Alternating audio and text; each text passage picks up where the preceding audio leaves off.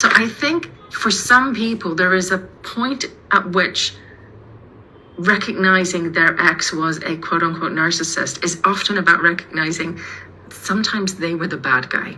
Okay. Sometimes it was their behavior that caused the harm in the relationship, and it had nothing to do with me. And I think that is kind of a way of getting away from self-blame. Mm-hmm. It can be helpful to a point.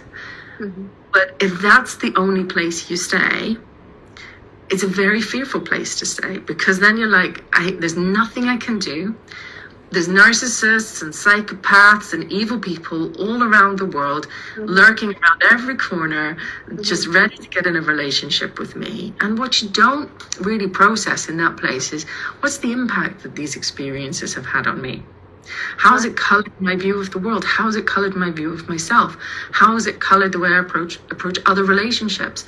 How does it color the way I interact with my friends, my family, new romantic partners? It's usually romantic partners here we're talking about, right? Mm-hmm. I don't think it helps you look at those things. And so it's kind of lacking in a way. So it's helpful to a point, but not the whole way. Okay, that's brilliantly said. Thank you. And sometimes I think it's also helpful Uh-huh.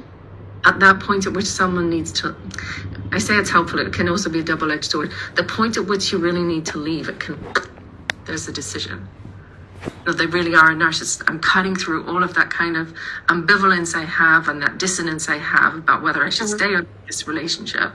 I'm going to be black and white because that can make me more decisive. Right. But it doesn't always work, because guess what? At some point you start to see that person's nicer side, their kinder side. They apologize. You see the things that you liked in them. You see the things you draw in them. And